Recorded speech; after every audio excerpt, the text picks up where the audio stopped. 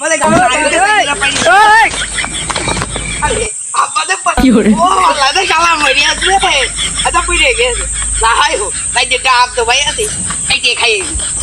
তারা কি আছে আব্বা কোন আছে দেখছি বস আমার আব্বা যে রে ওরে একটা আদিন লাগলে ভাবি তো কম আছে এক কেজি ধানের ভাত খাই Oh, no, no, no, no.